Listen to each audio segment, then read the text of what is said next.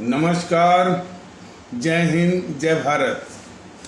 भारतीय अवाम ताकत दल अपने भारतीय भाई बहनों अर्थात अपने देश भारत की जनता अर्थात अपनी भारतीय अवाम से भारतीयता आधारित आपसी श्रद्धा, भारतीयता आधारित आपसी स्नेह, भारतीयता आधारित आपसी प्रेम, भारतीयता आधारित आपसी अखलाक मोहब्बत, भारतीयता आधारित आपसी सहयोग, भारतीयता आधारित आपसी सम्मान, भारतीयता आधारित आपसी एकता, भारतीयता आधारित आपसी भाईचारा तथा भारतीयता आधारित आपसी सद्भाव को समझने व उसे आत्मसात करके वैसा ही आचरण एवं व्यवहार करने हेतु और इसके समस्त भारत में प्रचार प्रसार करने हेतु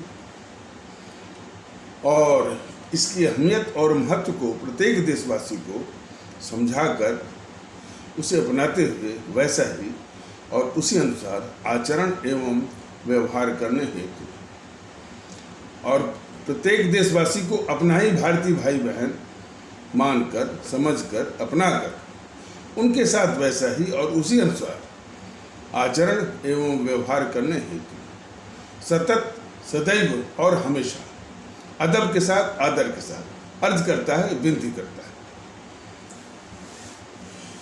एक बात मैं फिर से कह देना चाहता हूँ, जरूरी भी है। फिर कुछ लोग ऐसी बात कह रहे थे कि जो ये प्रस्तावना के रूप में ये कहा जाता है कि भारतीय अवाम ताकत दल भारतीयता आधारित आपसी श्रद्धा, आपसी अखलाक मोहब्बत, आपसी भाईचारा, आपसी सद्भाव, आपसी सहयोग, आपसी एकता की बात करता है, बार बार यही करता है। यह उबाऊ सा है। अरे एक बार हो गया, मोनोटोनस है, एक ही रस का है, बेरस का हो गया है। भारतीय अवाम ताकत दल बिल्कुल स्पष्ट कर रहा है कि इसको कहने में भारतीय अवाम ताकत दल को और मुझे बहुत ही एक स्पिरिचुअल ब्लिस, जिसको कहा जाता है अंग्रेजी में स्पिरिचुअल ब्लिस, एक ईश्वरीय आनंद की अनुभूति होती है। मैं इसको वास्तविकता में कह रहा हूं कि जिस प्रकार प्रभु राम का, प्रभु कृष्ण का, भोले शंकर का, अल्लाह का और गॉड का, वाहेगुरु की वंदना करते हैं, तो जो अनुभूति एक ईश्वरीय आनंद की होती है वही ईश्वरीय आनंद की, स्पिरिचुअल ब्लिस की, नैसर्गिक आनंद की होती है। क्योंकि मैं जनता के साथ, अपनी आवाम के सामने ये कहता हूँ कि भारतीयता आधारित आपसी मोहब्बत, आपसी अखलाक मोहब्बत, आपसी भाईचारा, आपसी सद्भाव के महत्व को समझिए। तो जिस प्रकार हम जब भी मौका मिलता है सुबह शाम प्रभु राम का नाम भजते हैं, प्रभु कृष्ण का भजते हैं, भोले शंकर का भजते हैं, माता दुर्गा इत्यादि का भजते हैं, अल्लाह का भजते हैं, अल्लाह अल्लाह कर भी करते हैं, खुदा अल्लाह अल्लाह भी करते हैं, गॉड की भी प्रार्थना करते हैं, वाहेगुरु की भी प्रार्थना करते हैं। तो क्या उसमें कोई उबाऊपन आता है? नहीं आता है ना। उससे क्या होता है? उससे एक प्रेरणा मिलती है कि हम अपनी कर्मों, वाणी और आचरण को हम शुद्ध करते हैं। एक सच्चे मन से की गई प्रार्थना जो है वो इसी उद्देश्य के लिए होती है। ठीक उसी प्रकार ये प्रस्तावना के ये जो 20-25 जो शब्द हैं वो जो है भारतीय माहौल में भारतीयता आधारित एकता, भाईचारा, जिसकी जिसको कि सभी लोग भारतीय भाई बहन महसूस करते होंगे कि कितनी सख्त ज़रूरत है इसको बार बार याद दिलाना, इसका बार बार स्मरण करना, बार बार इसका उच्चारण करना और याद दिलाना। तो हमारा जो भारत राष्ट्र है उसको केंद्रित करते हुए ये सारी बातें जो है एक नैसर्गिक आनंद, स्पिरिचुअल ब्लिस की अनुभूति कराते हैं।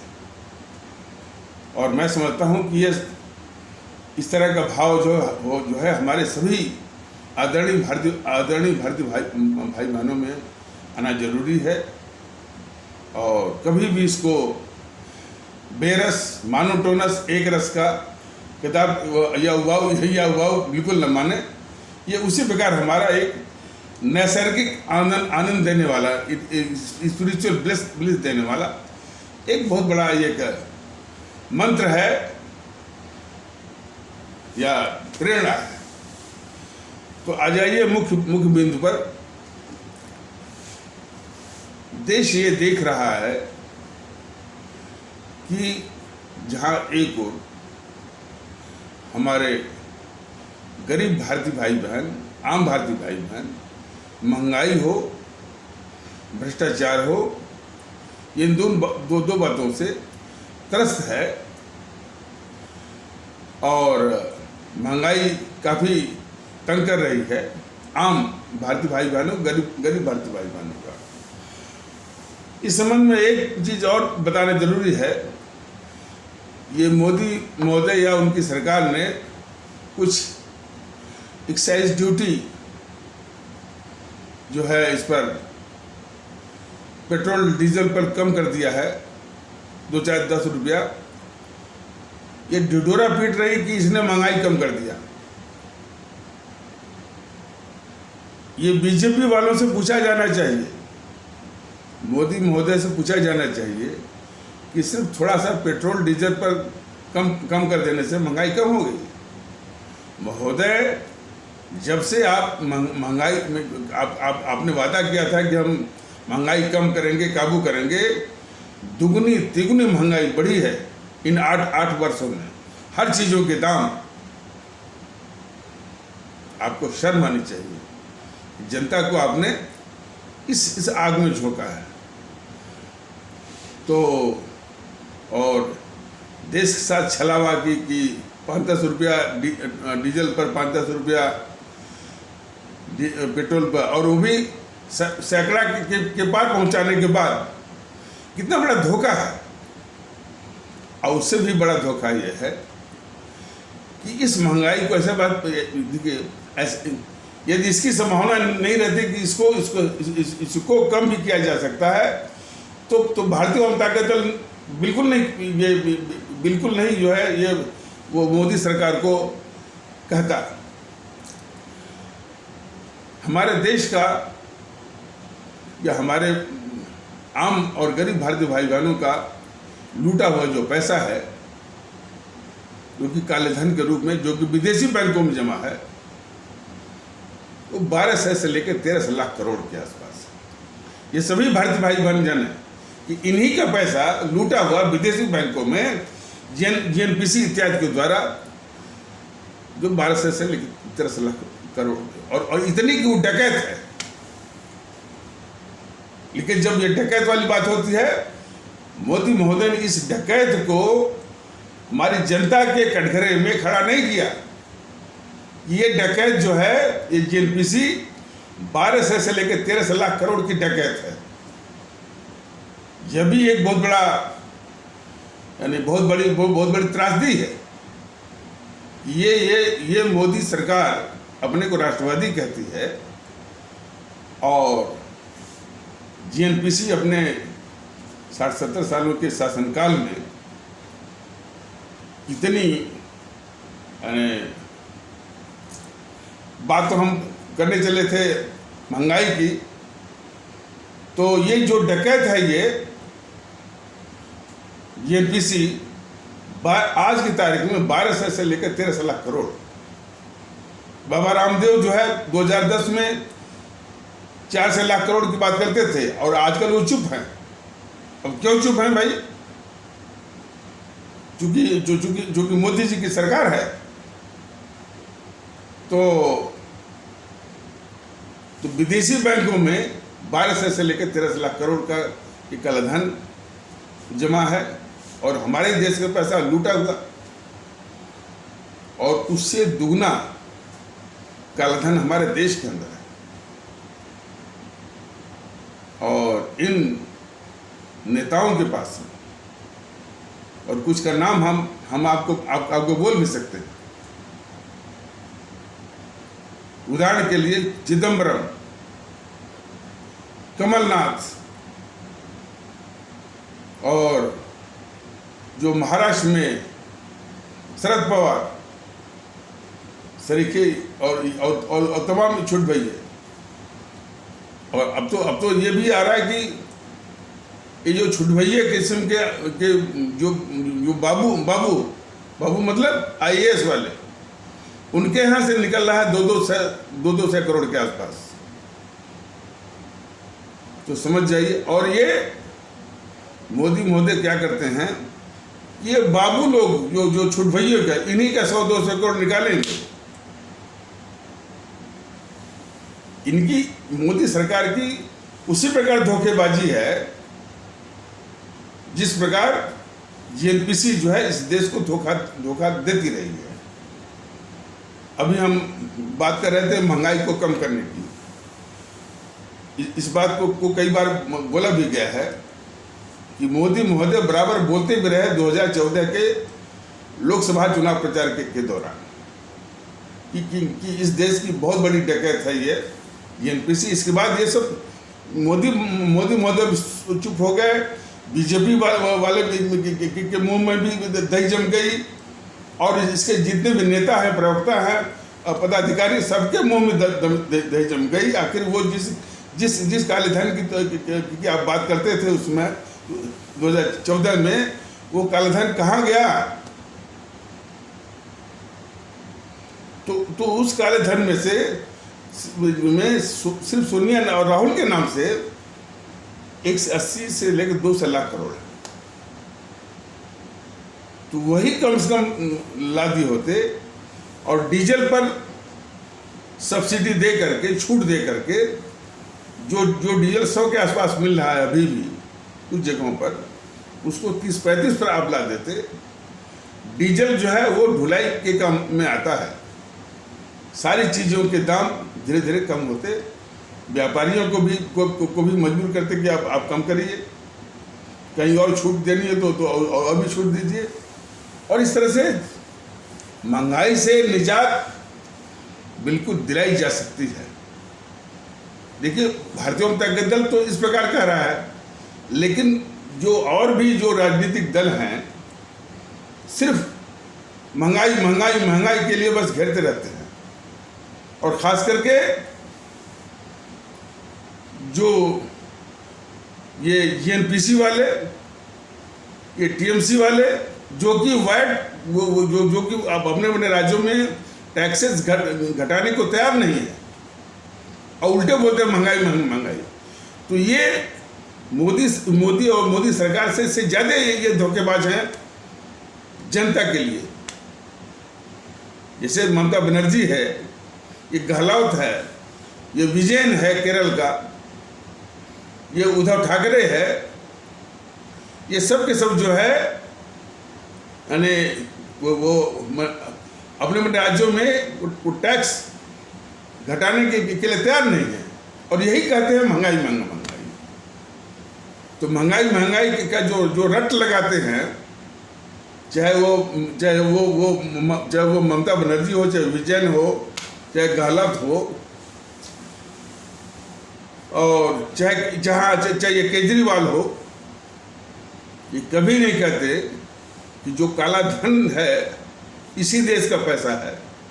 तो मोदी महोदय लाइए, कम से कम राहुल सोनिया का जो के द्वारा लूटा हुआ जो काला धन है, उसको ला करके इस अवाम को राहत दीजिए। कौन सा अवाम? जिस अवाम ने इन मोदी महोदय को प्रधानमंत्री बनाया। तो थोड़ी सी भी क्या कहते हैं कि नमक का अदायगी, किसी के नमक खाते हैं तो उसका वो नमक का फर्ज अदा करते हैं ना। तो इस अवाम ने कितनी उम्मीद के साथ इनको किया था, और वो काला धन ला देते तो कम से कम वो पैसा अपना यहाँ आता, और वो महंगाई जो है यानी कम करने के, और हमारी जो जनता महंगाई से पिस रही है, त्राहिमाम कर रही है, उसको जो है उस स्थिति से इसको वो निजात दिलाते हैं। यह बात कोई भी राजनीतिक दल जो है नहीं कह रहा है। समाजवादी पार्टी हो, तृणमूल कांग्रेस हो, आरजेडी हो, और उद्धव ठाकरे हो, शिवसेना है या वो हो, संजय राउत हो या शरद पवार हो, विजयन हो, एमके स्टालिन, ये कभी वो भी एक शब्द नहीं कर रहे हैं कि राहुल और सोनिया के नाम जो जमा काला धन है इस देश का लूटा हुआ, वही कम से कम ला करके जनता को महंगाई से जो है वो निजात दिलाओ, उसको राहत दिलाओ। ये कभी भी सोनिया राहुल का नाम नहीं लेते। तो देख लीजिए इन सबों की गद्दारी, इन सबों जो पार्टी जो महंगाई की रट लगाते हैं, ये दल यानी अपनी आवाम के खिलाफ, अपने देश के खिलाफ कितने बड़े गद्दार हैं सब। भारतीय जनता दल तो कह रहा है। अच्छा, तो 12 तो कालेधन पर भी बात थोड़ी सी हो जाए तो बेहतर है। 12 से लेकर 13 लाख करोड़ तो विदेशी बैंकों में जमा है। उसका दुगना जो है वो हमारे देश में, और बड़े बड़े नेताओं और मंत्रियों, अब जैसे मैंने नाम बताया चिदम्बरम, तो चिदम्बरम के नाम में भी होगा, उसका बेटा जो है जो कार्तिक वो चिदम्बरम है, उसके नाम भी होगा। ये शरद पवार और शरद पवार का पूरा कुनबा है। शरद पवार पूरा ये एक भ्रष्टाचार का जाल वो फैलाया हुआ है। कोऑपरेटिव यानी सहकारी संस्थाएं, ये भ्रष्टाचार की बहुत बड़ा तंत्र है। और इसके बाद महाराष्ट्र में और भी नेता हैं जो है अशोक चौहान, और इसी शरद पवार के तमाम जो खानदान में कौन है, वो अजित पवार भी है, और इसी पार्टी का वो था कौन पटेल जो कि उड्डयन मंत्री था, अब नाम भूल रहा है उसका। और जो दक्षिण की जो पार्टियां हैं, और सबसे भ्रष्ट आजकल सुनने में आ रहा है कि ये YSRC का जो जगन मोहन रेड्डी, ये TRS का जो है ये के चंद्रशेखर राव, ये सब भी बहुत वो भ्रष्ट हो गए हैं।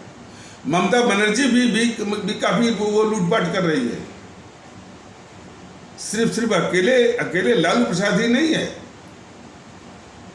ये कमलनाथ बहुत बड़ा डकैत है।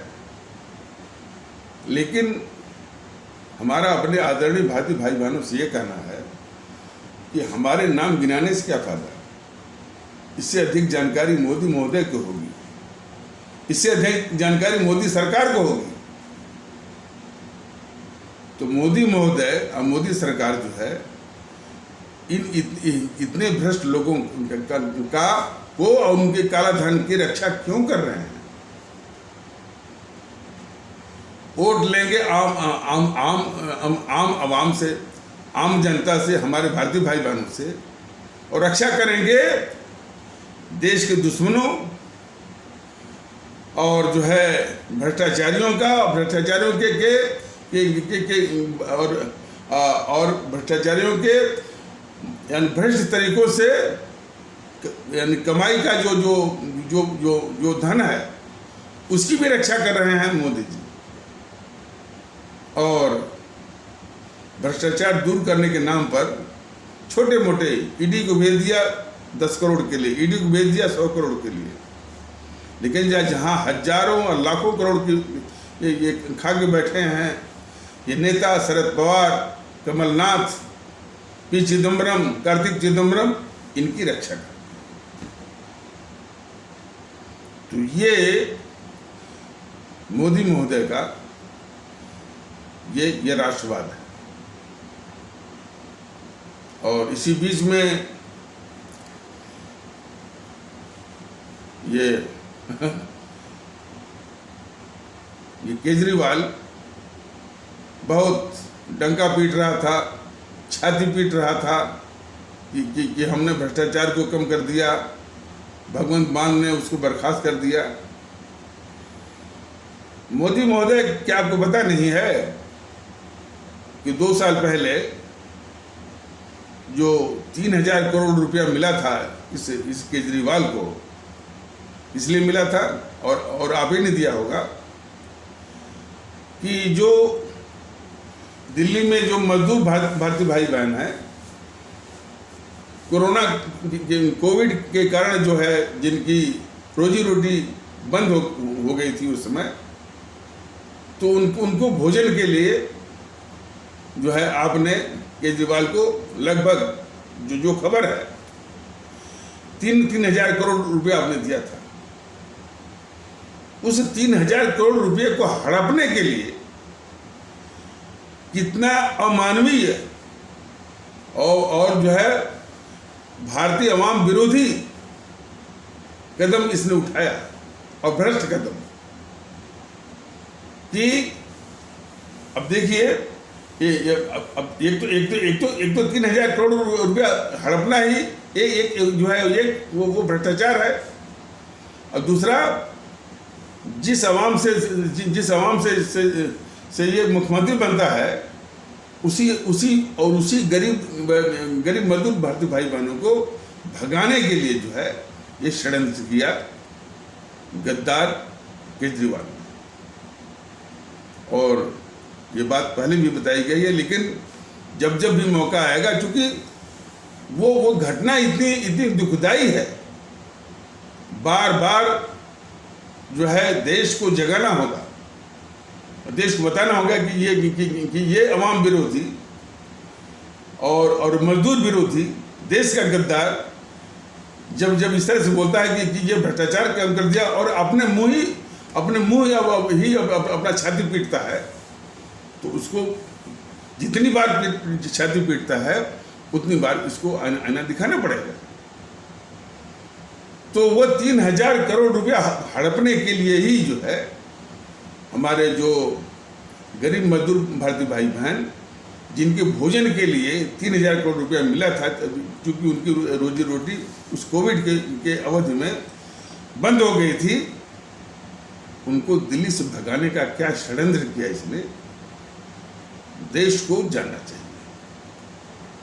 कि उसका एक एमएलए था राघव चड्ढा, व्हाट्सएप इत्यादि सोशल मीडिया के द्वारा झूठी खबर इसने फैलवाया कि उत्तर प्रदेश सरकार और बिहार सरकार की बसें आनंद विहार और गाजीपुर बॉर्डर पर लगी हुई हैं, और वहाँ ये जो मजदूर भारतीय भाई बहन हैं, अब वो भारतीय भाई बहन तो बोलता भी नहीं है, वो बोलता था कि उसने ये कहलवाया कि जो मजदूर हैं उत्तर प्रदेश और बिहार के, वो अपनी सरकारों के बसों में बैठ करके अपने जगहों पर जा सकते हैं। इस तरह का झूठ जो है राघव चड्ढा इत्यादि, वो राघव चड्ढा भी बहुत बड़ा गद्दार है, और और मजदूर विरोधी और भारतीय अवाम विरोधी है वो। और इसके बाद ये केजरीवाल ने अधिकारियों को लगा दिया, और अधिकारी जो है रात भर जो है वो लाउड स्पीकरों के द्वारा चिल्ला करके यही बात जो मैंने अभी बताया है, वो चिल्ला करके इनके कॉलोनियों में जिन जगहों पे कॉलोनियों में लोकेशंस पर हमारे मजदूर भारतीय भाई बहन रहते थे, वहाँ पर चिल्ला कर कहलवाया। और जिन मकानों में ये मजदूर भारतीय भाई बहन रहते थे, इस गद्दार केजरीवाल की निजता की हद तो आप देखिए। उन मकान मालिकों से इनके बिजली और पानी के कनेक्शन कटवा दिए, जबरन इनको निकलवाने के लिए। मानवता की हर हदें इसने पार की, जिसमें कि मानवता का भी तकाजा था और सरकार का भी जो फर्ज था वो भी तकाजा था। दोनों फर्ज को ताक पर रख करके ये अवाम विरोधी देश का गद्दार केजरीवाल है हमारे मजदूर भारतीय भाई बहनों को कोरोना के अवधि में, कोविड के पीरियड में वो भगाने का षड्यंत्र किया। और देश ने देखा होगा कि, और इसने क्या किया कि अपनी डीटीसी बसों से में बिठा करके आनंद विहार और गाजीपुर में लाकर पटक दिया। खास करके आनंद विहार में तो देखा गया था कि लाखों की भीड़, हमारे वो मजदूर भाई अपने सरों पर अपने सामान लेकर के, और उसमें कोरोना का संक्रमण चल रहा था। यदि वो संक्रमण फैल गया होता हमारे उन मजदूर भारतीय भाई बहनों का, जिनके भोजन के लिए जो है वो मोदी महोदय ने पैसे दिए थे 3,000 करोड़, तो भोजन तो बहुत दूर की बात, कोरोना के और वो घातक कोरोना के शिकार वो बन गए होते। तो बसें तो थी नहीं। फिर वो मजदूर भारतीय भाई बहन उत्तर प्रदेश के, बिहार के और कुछ झारखंड के भी, वो पैदल ही चलने को मजबूर हुए। और उस पैदल चलने में हमारी बच्चियां और कम उम्र की बहुएं, कुछ जो गर्भवती थी, उन्होंने जान गंवा दी। तो उनका जान लेने वाला भी यही गद्दार जो है वो केजरीवाल है। और वो कह रहा है कि हमने भ्रष्टाचार खत्म कर दिया। ये बहुत ही झूठा भी है, देश का गद्दार भी है, अवाम विरोधी भी है और भ्रष्ट भी है। देश ने देखा होगा कि कोरोना के पीरियड में जो है ऑक्सीजन और ऑक्सीजन का जो कंसंट्रेटर होता है, रेमडेसिविर होता है, बेड की दवाइयों की काला बाजारी करवाया इसने। तो इतना बड़ा मैंने अवाम विरोधी है, और कह रहा है कि हम और तो सब झूठ बोलता है कि हमने यहाँ पर दिल्ली की स्वास्थ्य व्यवस्था जो है वो विश्व स्तर की कर दिया है। ये छाती पीटता है कि हमने दिल्ली में जो है स्वास्थ्य की व्यवस्था विश्व स्तर की कर दिया है। और कैसे मोहल्ला क्लिनिक किस दुर्दशा को प्राप्त है। हमारे दिल्ली के भारतीय भाई बहन की किस तरह से उसके शिकार हैं, ये बिल्कुल वो खुली किताब आम बात है। दवाई और डॉक्टर बिल्कुल बहुत बड़ा अभिशाप।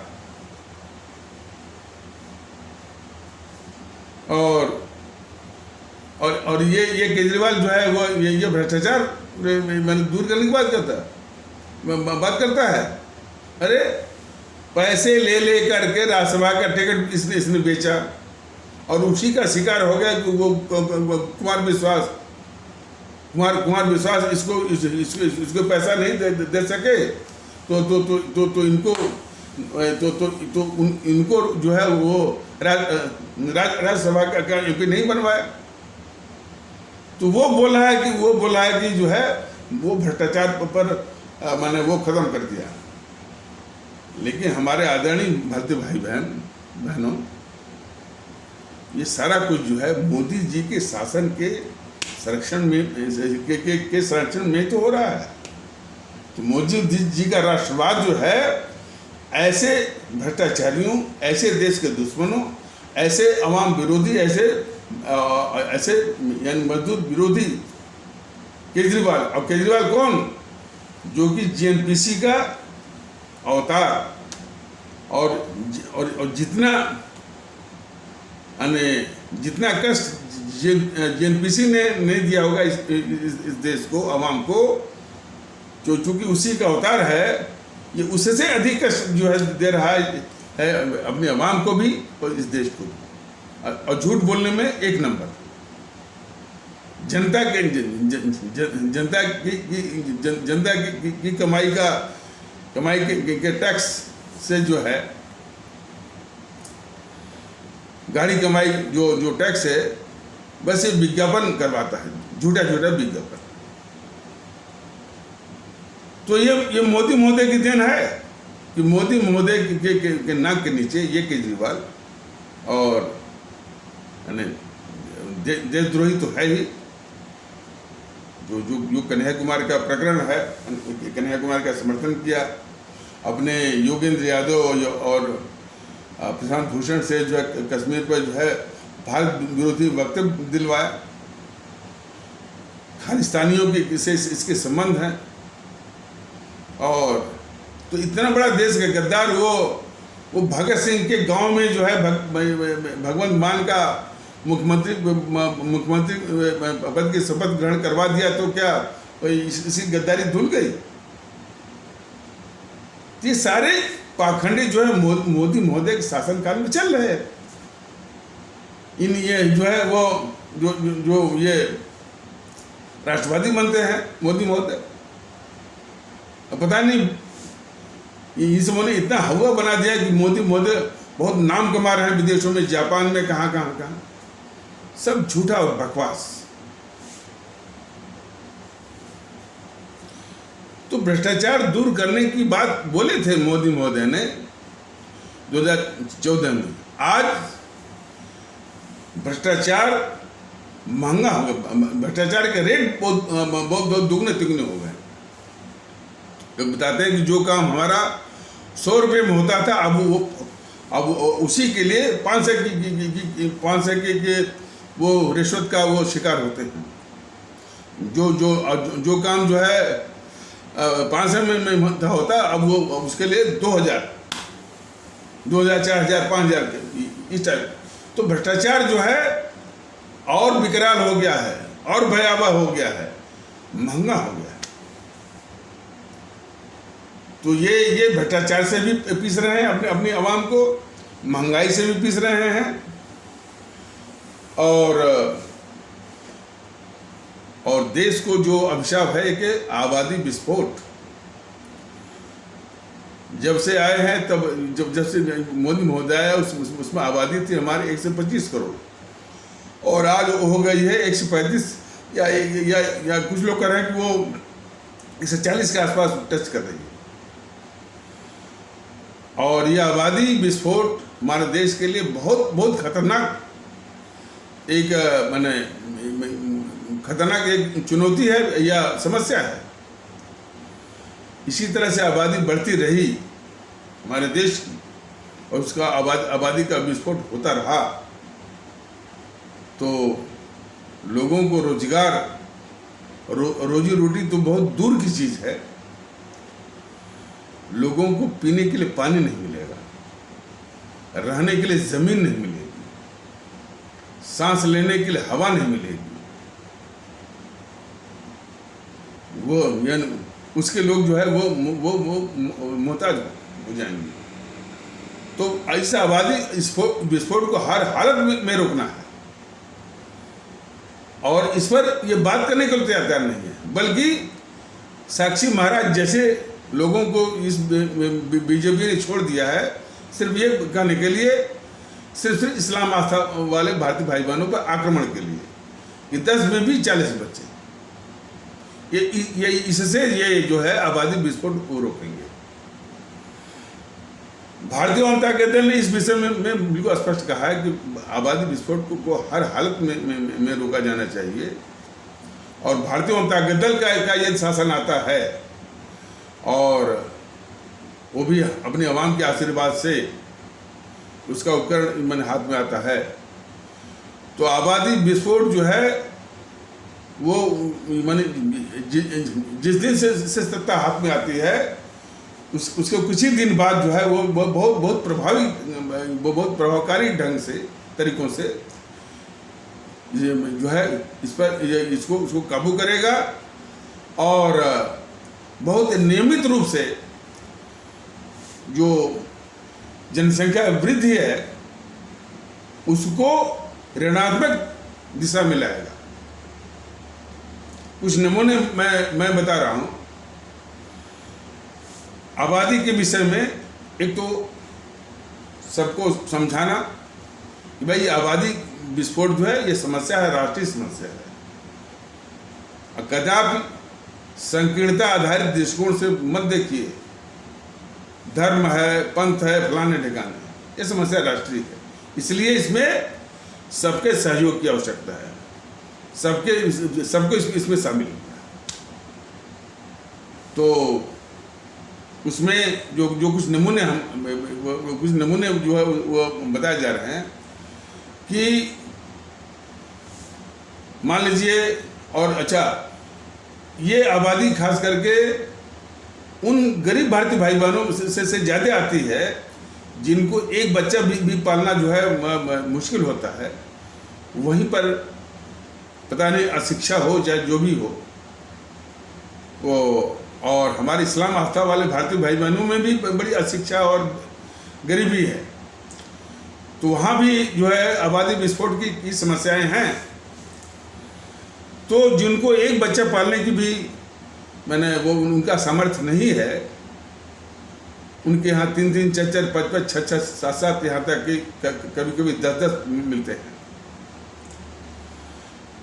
तो यदि वो गरीब हैं और गरीबी रेखा के नीचे जिसको बीपीएल कहा जाता है, तो एक ही बच्चे को वो सुविधा मिलेगी, बीपीएल वाली सुविधा, चाहे वो शिक्षा में हो, चाहे वो सब्सिडी हो, चाहे जो भी हो, एक के बाद वो बीपीएल वाली सुविधा उनको मिल नहीं सकती। इसलिए कि उनके ऊपर भी मानसिक ये दबाव होना ही चाहिए क्योंकि वो तमाम इस तरह के वो सरकारी अस्पतालों पर उपाय मैकेनिकल और केमिकल तो कम करें, मैकेनिकल ज़्यादा उपाय हैं जिसे आबादी को आबादी को रोका जा सकता है या उनको रोकना है। तो एक ही बच्चे पर मिलेगा। अब रही बात है कि जिन भारतीय भाई बहनों के 2 बच्चे हैं, नहीं 2 बच्चे हैं, वहां तक तो कोई बात नहीं। 2 से यदि अधिक बच्चे हैं जिन भारतीय भाई बहनों के जोड़ों यानी युग्म पेयर, तो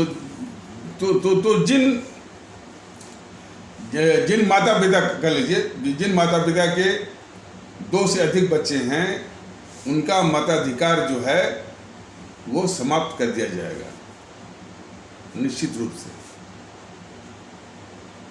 और उनका मताधिकार तब वापस होगा जबकि वो बच्चे बड़े हो जाएंगे और वो शादी कर लेंगे। जब सभी शादी कर लेंगे तब इनका मताधिकार जो है वो वापस होगा। और जो शादी करेंगे बच्चे उनका भी मताधिकार नहीं होगा। और उनका भी मताधिकार तब वापस होगा जबकि वो शादी करेंगे बच्चों का। और और और और और, और, और वो जो है सिर्फ एक बच्चा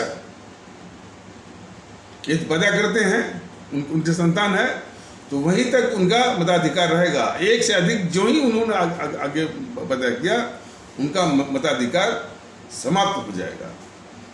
बच्चे का मताधिकार समाप्त नहीं होगा। कुछ इस तरह से सख्त किस्म के जो है उपाय, नियम जो है लागू किए जाएंगे, तब जाकर के आबादी विस्फोट पर काबू होगा और वो ऋणात्मक दिशा में उसको लाया जा सकता है। और कम से कम 20-30-40 मैंने 25-30-40 सालों में ये आबादी जो है, जो जिसमें 135 है, वो आपकी 100 पर आ जाएगी। और उसको करते करते आपको जो है भारत की आबादी जो है 30-35 करोड़ से ज़्यादा नहीं होना चाहिए। क्यों? अमेरिका का क्षेत्रफल भारत के क्षेत्रफल का 3.5 गुना से भी ज़्यादा है क्षेत्रफल, और आबादी उसकी महज 30-35 करोड़। तो भारत की आबादी जो है 30-35 करोड़ से अधिक नहीं होनी चाहिए। ये हम तो इस दुनिया में नहीं रहेंगे, लेकिन इस तरह की योजना जो है यदि सत्ता आती है तो बनाने का प्रयास जरूर होगा कि ये नेगेटिव ग्रोथ जो है, नेगेटिव मतलब ऋणात्मक करते करते वो आबादी हमारे 30-35 करोड़ पर आ जाए। ये बहुत बड़ा है कि भाई जिन मेहमानों का हम अच्छी जिंदगी नहीं वो दे सकते, सम्मानजनक उनको जीवन नहीं दे सकते, उनको इस दुनिया में बुलाने का हमारा कोई हक नहीं है। हम उन्हीं को इस दुनिया में बुलाएं जिनको एक सम्मानजनक और अच्छी जिंदगी उनको दे सके। सीधा सही साहब, आबादी बढ़ाना कोई ईश्वर या अल्लाह की देन है ही नहीं। ये सब कुछ जो है अपने हाथ में है कि हम सिर्फ उसी मेहमानों को बुलाएं जिनको इज्जत और अच्छी ज़िंदगी हम दे सकें। तो इसको करते करते 30-40-50 सालों में, 60 सालों में 30 करोड़ पर लाना है, तब जाकर के सुख मिलेगा, चैन मिलेगा। और भारतीय जनता दल इसमें बहुत स्पष्ट है। कुछ इसने रूपरेखा बताई है और शासन प्रशासन की भी बात कही है। देखिए, शासन प्रशासन में सबसे बड़ा होता है कानून व्यवस्था। कानून व्यवस्था में ये भारतीय जनता दल ने पहले भी कहा हुआ है कि न्याय देने का जो काम है वो सरकार का ही है। चूंकि सरकार न्याय देने में निकम्मा साबित होती है, अक्षम साबित होती है और अकर्मण्य साबित होती है, इसलिए ये चला जाता है न्यायालय को, और न्यायालय भी न्याय दे नहीं पाता है। न्यायालय क्या कहता है?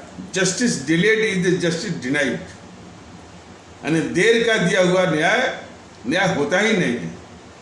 एक और तो मुंह से ये कहता है कि justice delayed is justice denied, मतलब कि देर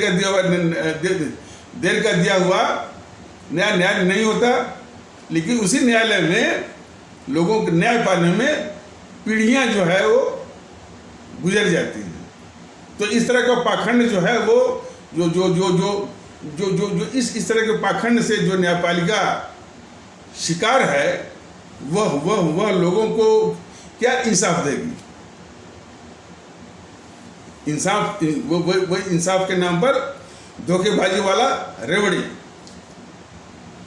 और जहाँ पर जो है 3 करोड़ केसेस पेंडिंग हो, लंबित हों, और वो कहता भी फिरे कि देर का दिया हुआ न्याय होता ही नहीं है।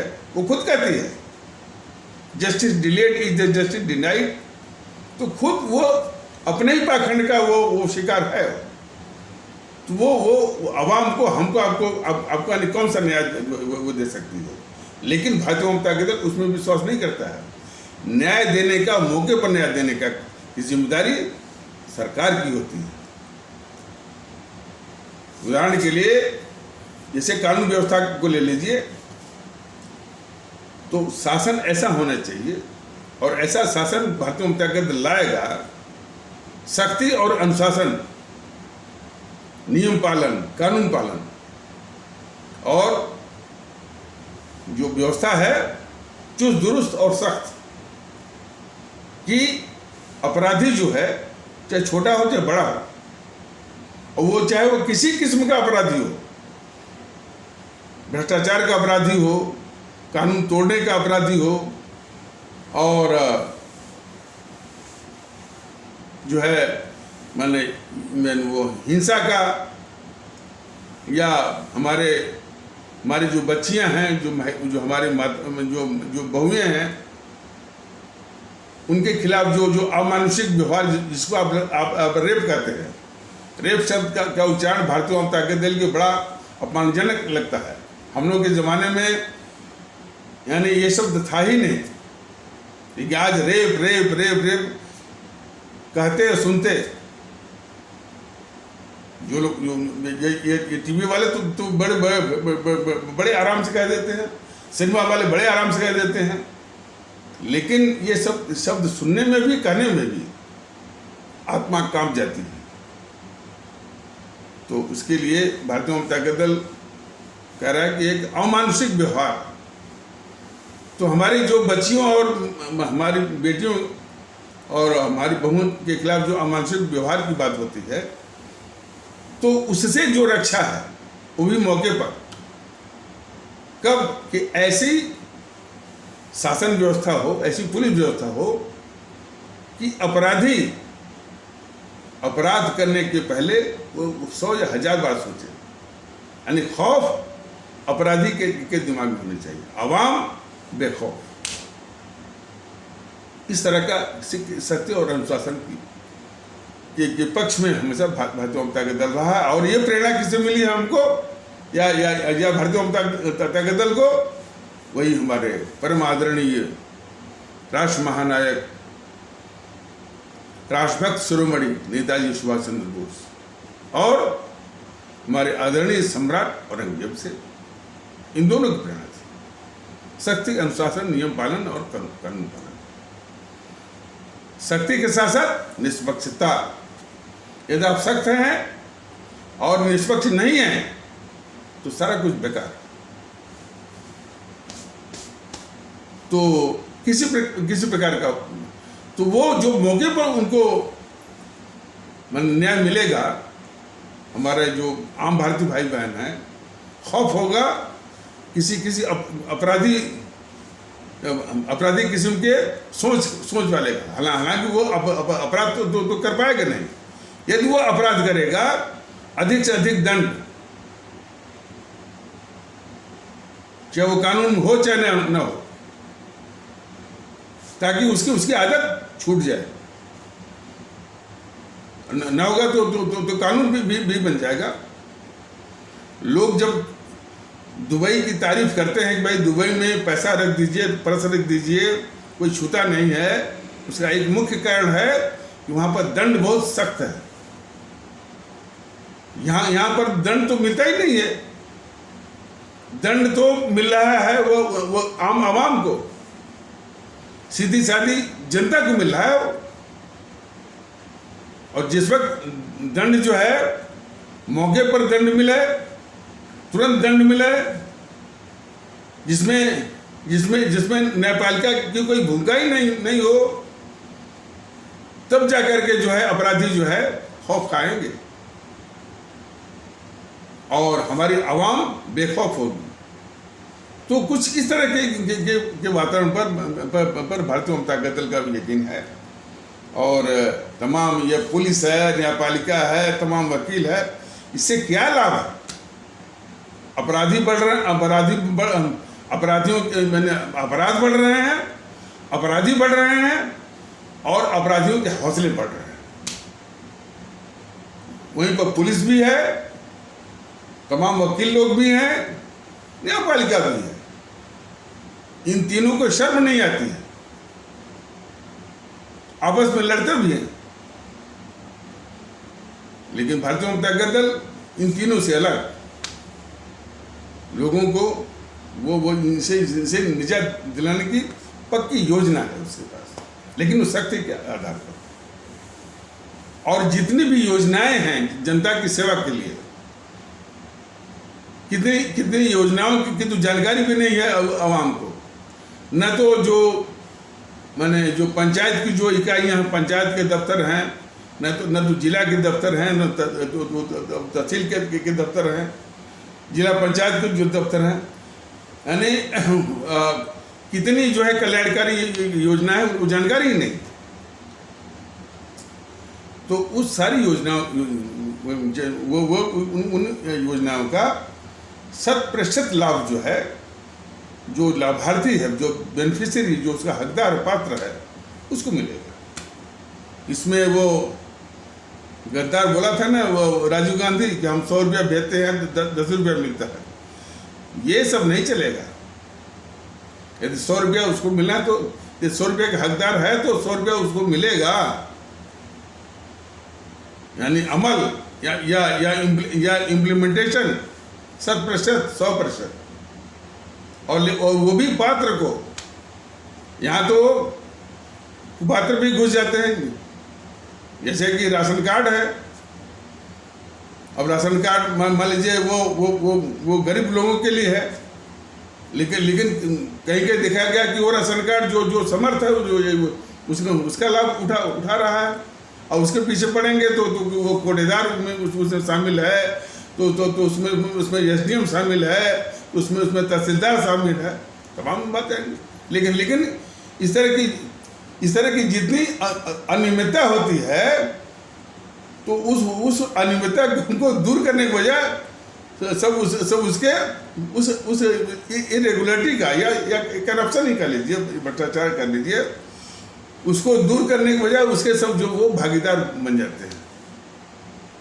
गाने सुनने में हंसी आती है कि जैसे मान लीजिए करप्शन है, भ्रष्टाचार है, तो भ्रष्टाचार दूर करने के लिए पुलिस की भी ड्यूटी है, ऐसी बात नहीं है। वो इंटेलिजेंस की भी ड्यूटी है, विजिलेंस की भी ड्यूटी है, सीबीआई की भी ड्यूटी है। देखा ये गया है कि ये भ्रष्टाचार दूर करने के बजाय ये उसी भ्रष्टाचार के हिस्सेदार बन जाते हैं। अक्सर ये देखा गया। तो ये एजेंसियां जो भ्रष्टाचार को दूर करने के लिए बनाई गई हैं, या जो उसके हिस्सेदार बन जाएंगी, तो जो है भ्रष्टाचार वो दूर कैसे होगा। और मैं कहता हूँ इतनी बड़ी एजेंसियों की जरूरत ही नहीं है। अपराधी चाहे वो भ्रष्टाचार का अपराधी हो, चाहे इकोनॉमिक ऑफेंडर हो, और चाहे वो हिंसा का हो या कानून तोड़ने का हो, या हमारी बच्चियों और हमारी जो बहुएं हैं, बेटियों के खिलाफ अमानसिक वाली बात, कोई भी बात हो, अपराध की वृत्ति सोचने वाला, माने उसके दिमाग में खौफ होना चाहिए। और खौफ कब होगा? दंड होगा तुरंत। ये नहीं कि केस दर्ज हुआ, FIR हुआ, गवाह खरीद लिए गए, न्याय खरीद लिया गया, न्याय मिला। और कुछ मानसिकता का भी बहुत बड़ा दोष है। मानसिकता का दोष है। देखिए, जैसे मान लीजिए निर्भया वाला केस था, क्या करेंगे? निर्भया वाला केस पहले तो जो है वो निकालेंगे कैंडिल मार्च, इस तरह की बात कि जिसमें कैंडिल मार्च से जो है वो निर्भया को न्याय मिलेगा। इतना मानसिक जघन्य अपराध जो है वो जो है वो कन्नीबाल से दूर होगा, और कन्नीबाल को समझेगा। उस अपराधी को दंड चाहिए, और वो भी मौके पर, तुरंत, तब जाकर के। और तो मानसिकता यानी कौन काम कर रही थी? निर्भया को न्याय, निर्भया को न्याय, निर्भया को न्याय का मतलब कि जो न्यायिक प्रक्रिया है उसको जल्दी करो। District court, high court, supreme court, जल्दी जल्दी फैसला दो।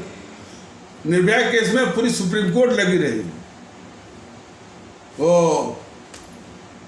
राष्ट्रपति भी लगे रहे। कभी याचिका लगती थी राष्ट्रपति के यहाँ, फिर उसके खिलाफ सुप्रीम कोर्ट के यहाँ, सुप्रीम कोर्ट के आदेश पर फिर याचिका, फिर गया वो राष्ट्रपति के पास। ये चक्कर खाते खाते 2 साल हो गए, जबकि सुप्रीम कोर्ट का अंतिम आदेश आ चुका था। तो ये तो हालत है एक वो निर्भया के केस में। और मान लीजिए कि निर्भया के केस में यदि उसको, जो दोषी को माने दंड मिल भी गया, मृत्यु दंड मिल गया, जो भी है, तो क्या निर्भया को जो है वो न्याय मिल गया? लोग बताएं। उसके साथ तो जो होना था वो हो गया ना। न्याय वो होता है कि उसके साथ ये घटना ही ना हो, और ये वो स्थिति तब आएगी जबकि आपराधिक वृत्ति सोचने वाले को दिमाग में खौफ आए, और वो खौफ जो है वो शासन ही दे सकता है, या शासन की पुलिस ही जो है, पुलिस इस किस्म की वो चुस्त दुरुस्त और निष्पक्ष और सख्त हो, तब जाकर के जो है वो न्याय मिलेगा, मौके पर न्याय। और हमारी आवाम को भी सख्ती और अनुशासन का स्वागत करना होगा, इसलिए कि जब मान लीजिए भारतीय जनता दल का सख्ती और अनुशासन का बात आएगी, देखिए सख्ती और अनुशासन आने पर जो आम आवाम है और जो हमारी गरीब आवाम है उसको तो फायदा होगा, उसको बहुत आराम होगा। तकलीफ किसको होगी? जो दादा लोग हैं, जो रसूख वाले हैं, जो लाइन में खड़ा होने में जिनको तौकीन लगती है, जो सामंतशाही सोच के हैं, जो सम्राटवादी सोच के, जो अपने को आम नहीं समझते हैं। आम से मतलब अमरूद मतलब नहीं, अपने को साधारण नहीं मानते हैं, अपने को साधारण से ऊपर समझते हैं, अपने को प्रिविलेज्ड मानते हैं। ऐसी सारी मानसिकता वाले तत्वों को तकलीफ होगी, और वही जो है हमारे आम आवाम को भड़काएंगे। लोकतंत्र की हत्या हो गई, कानून रहा नहीं, संविधान रहा नहीं, वही लोग कौन? ये जो है जब सख्ती और अनुशासन आएगा तो यही सामंतशाह और संभ्रांत वाले दादा, माफिया, रसूख वाले, जिनको लाइन में लगने में तौहीन लगती है, आम आवाम से अलग और ऊपर समझते हैं अपने को, तमाम देखते हैं, उनको तकलीफ होगी, और उनको तकलीफ होना ही चाहिए। भारतीय जनता दल ये कहता है। और जब ये भ्रष्टाचार की बात चली है तो कुछ और सुन लीजिए। भ्रष्टाचार के कई रूप हैं और कई स्तर हैं। एक तो जो दफ्तरों में भ्रष्टाचार होता है उससे से जनता जो है बहुत त्रस्त रहती है। माने जिसमें तहसील का बाबू है, थाने का बाबू है, और भी अफसर का या बिजली विभाग का बाबू है, वो पैसे मांगता है, पैसे के लिए जो है वो 10 चक्कर करवाता है, तो जनता उससे ये परेशान रहती है। तो लेकिन जनता उसी भ्रष्टाचार से उसका दिमाग जो है ऑक्युपाइड रहता है, भरा रहता है। लेकिन उसके बाद एक ऐसा भ्रष्टाचार है जो जनता को इस तरह से परेशान तो नहीं करता है, लेकिन देश के संसाधनों को खाता है, जो कि executive engineer, superintending engineer, managers, general manager, chairman and managing director, इस लेवल पर वो जनता को परेशान नहीं करते हैं, लेकिन देश के संसाधन को तमाम तिकड़म करके, मैनिपुलेशन करके वो देश के संसाधनों को खाते रहते हैं। एक उससे ऊंचे जो मंत्रियों के लेवल का मंत्री है, मुख्यमंत्री है, केंद्रीय मंत्री है कभी, और प्रधानमंत्री भी है, अरबों खरबों का हमारे संसाधन की लूट। और इनमें जो है जो चुनाव इलेक्शन में काफी कालाधन इसमें पानी की तरफ बहता है। तो ये चुनाव आयोग तो बहुत दम भरता है कि हम निष्पक्ष चुनाव कराते हैं और पानी का, और जो है इसे यानी पैसे का प्रभाव बिल्कुल नहीं है, बिल्कुल झूठ बोलता है। चुनाव आयोग बिल्कुल झूठ बोलता है। ये पैसा जो है जो पानी की तरफ आता है, लेकिन हमेशा नहीं पाएगा, चुनाव के 1-2 दिन पहले। तो इस तरह से उसका ये प्रभाव। तो जो राजनीतिक भ्रष्टाचार है उसी का पैसा जो है चुनाव में आकर के वो पानी की तरफ बहता है, मैंने उसका यहाँ पर दुरुपयोग होता है। तो इलेक्शन में जो है इस पैसे का उपयोग न हो तो राजनीतिक भ्रष्टाचार पर जो है बहुत काबू किया जा सकता है। और कुछ भ्रष्टाचार तो ये सरकार खुद ही कर रही है। ये 10-10 करोड़ जो है हर एक एमपी को दे रही है, हर एक साल 55 करोड़ जो है हम हमेशा एमएलए को दे रही है। झूठ मूठ के उनके तमाम भत्ते सत्ते और इस तरह की बात जो है। क्यों भाई, जनता की गाड़ी कमाई जो है 10-10 करोड़ रुपया क्या विकास कर रहे हैं वो सीधे एक जो है वो भ्रष्टाचार का जरिया। इसीलिए तो जितने भी एमएलए एमपी के लिए जो लाइन लगाते हैं, टिकट की लाइन लगाते हैं, सिर्फ इसी के लिए कि वो 20 करोड़ लगाएंगे तो 100 करोड़ कमाएंगे। यही कारण है। तो देश में कई जानबूझ करके संस्थागत ये करप्शन के और भ्रष्टाचार के जरिए जो है वो बनाए गए हैं। सबको दूर करने की आवश्यकता है।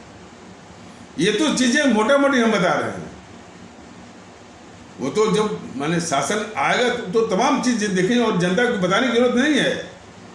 भारतीय जनता दल बिल्कुल विश्वास करता है कि जनता को बताने की जरूरत नहीं है। सारा कुछ निकाल करके देश हित में लगाना, जब पैसा निकल जाएगा तो उसका खुलासा वो सरकार कर देगी। लेकिन बहुत सारा पैसा है भ्रष्ट तरीकों से कमाया हुआ। यदि 12 से लेकर 13 लाख करोड़ जो है काला धन विदेशी बैंकों में जमा है, तो कम से कम उसका दुगना तिगुना जो है काला धन हमारे देश के अंदर है। ये स्थिति है। दूसरी ओर हमारी आम और गरीब जनता जो है महंगाई है, भ्रष्टाचार है, इससे त्रस्त है।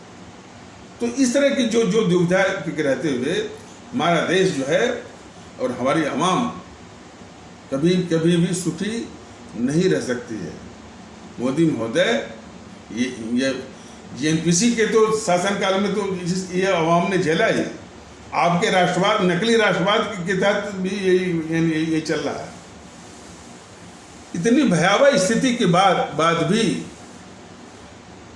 कोई कह रहा था कि यूट्यूब वाले सर वो सनातन का नाम नहीं लेते हैं। लोगों की समस्याओं के प्रति संवेदनशील होना, उसके समाधान की सोचना, कि झूठ मूठ का सनातन का सोचना, झूठ मूठ का इस्लाम का सोचना, झूठ मूठ का जो है वो ईसाई पंथ का सोचना। अरे जब आपके बच्चे का एडमिशन नहीं हो पाता है तो वहाँ सनातन काम नहीं आएगा, आपका इस्लाम काम नहीं आएगा। आपको याद आएगा कि भाई कैसी व्यवस्था है, जो कि हमारे बच्चे, हम भी अधिकारी हैं, अधिकारी माने हम भी इसके हकदार बनते हैं कि हमारे बच्चे का एडमिशन हो, लेकिन वहाँ लंबी मोटी वो कैपिटेशन फीस डोनेशन के नाम पर, तब आपको पता चलता है कि सनातन की आवश्यकता है कि एक अच्छी व्यवस्था की आवश्यकता है।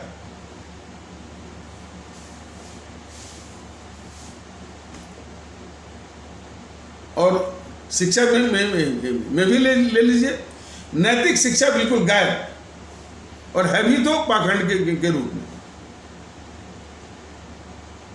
आज की जो नैतिक शिक्षा में न तो कबीर का दुआ मिलेगा, न तो जो हमारे संत कबीर थे उनका दुआ मिलेगा, न तो संत जो रहीमदास का दुआ मिलेगा, न तो संत जो है वो रविदास जी के भजन में मिलेंगे, न तो जो है सूफी संतों की जो वाणियाँ हैं उनके उदाहरण भी आपको नहीं मिलेंगे।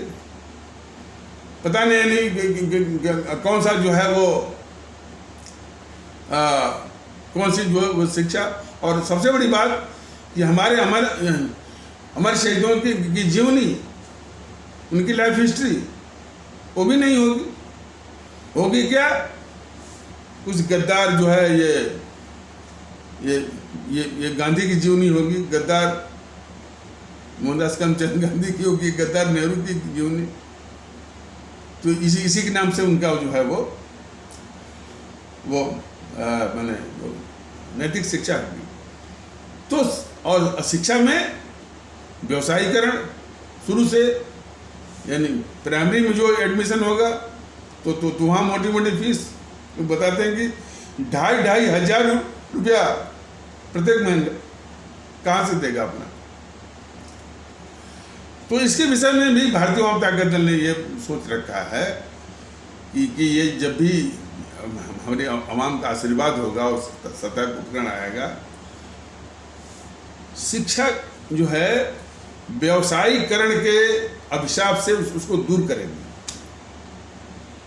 और उसका स्तर जो है बल्कि विश्व स्तर पर लाएगी।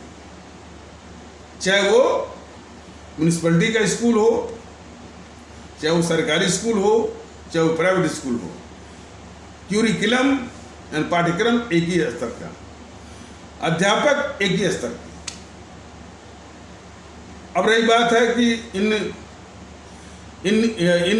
विद्यालयों में जो फीस का सवाल है, जो फीस की जो अदायगी है, जो पेमेंट है, वो हमारे भारतीय भाई बहनों की आर्थिक क्षमता के अनुसार।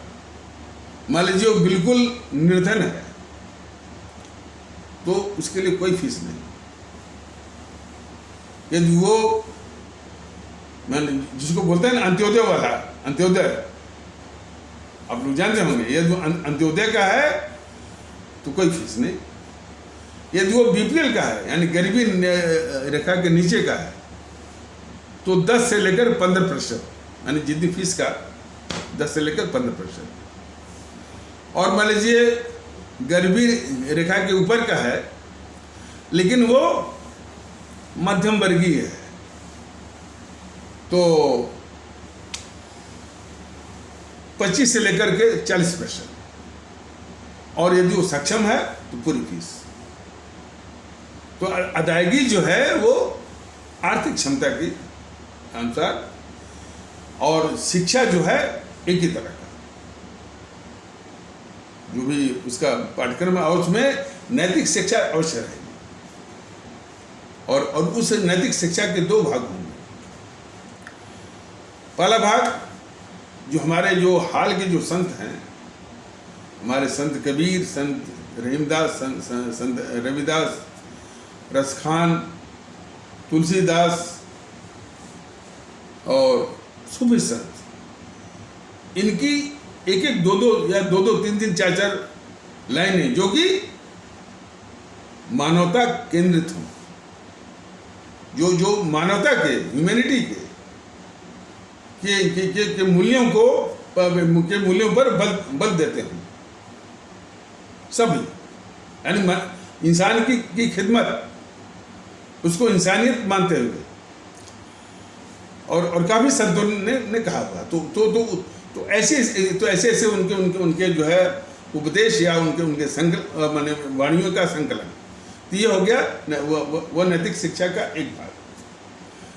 नैतिक शिक्षा का दूसरा भाग होगा हमारे अमर शहीद, जिससे हमारे परम आदरणीय राष्ट्र महानायक, राष्ट्रभक्त, शिरोमणि नेताजी सुभाष चंद्र बोस हुए, शहीद आजम भगत सिंह, और अमर शहीद चंद्रशेखर आज़ाद, अमर शहीद अशफाकुल्ला, अमर शहीद खुदीराम बोस, अमर शहीद सुब्रमण्यम भारती, अमर शहीद श्रीमती रानी लक्ष्मीबाई, अमर शहीद श्रीमती रानी चंद्रमा, अमर शहीद श्रीमती रानी गडिल इत्यादि कि उनका जीवन कथा या लाइफ हिस्ट्री, ताकि बच्चों में देशभक्ति का जज्बा है, तो बच्चों में चरित्र का निर्माण हो, जिसमें संत कबीर की वाणी हो कि साँच बराबर तप नहीं, झूठ बराबर पाप, जाके हृदय साँच है ताकि हृदय आप, या उनका यह कि ऐसी बाणी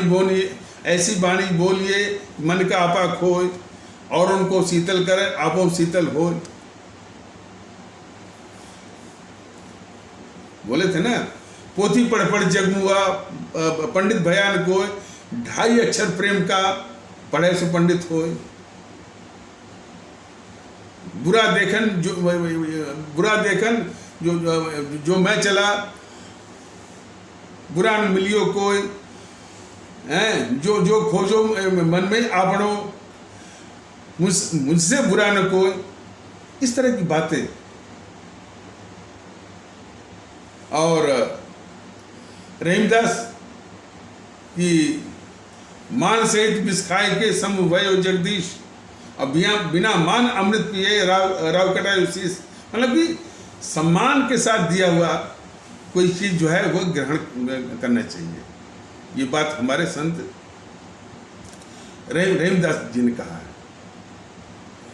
तो इससे बच्चों में चरित्र का निर्माण होगा, और वो बच्चे ही तो ये देश के भविष्य होते हैं। तो इस प्रकार जो है देश का भविष्य की बुनियाद जो है वो मजबूत होगी।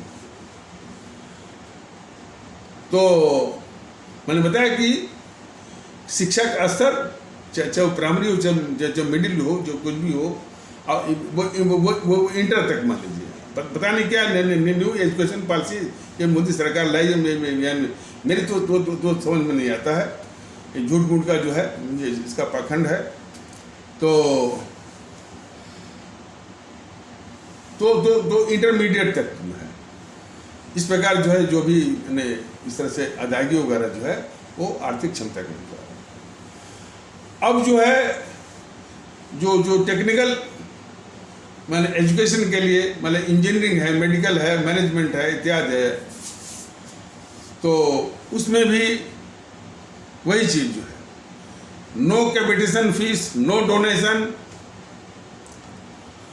और उसमें भी जो अदायगी है आर्थिक क्षमता के अनुसार, और शिक्षा का स्तर एक ही, और एक ही करिकुलम, चाहे वो आपका कॉलेज हो, चाहे यूनिवर्सिटी हो, चाहे सेंट्रल यूनिवर्सिटी हो, चाहे स्टेट यूनिवर्सिटी, करिकुलम एक ही।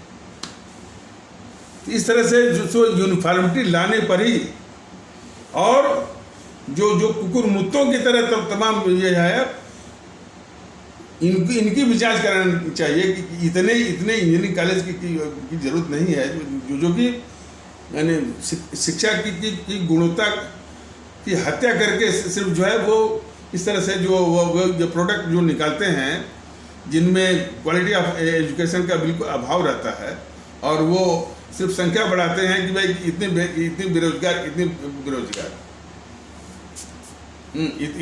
बेकार इंजीनियर, इतने बेकार डॉक्टर, क्या फायदा उससे।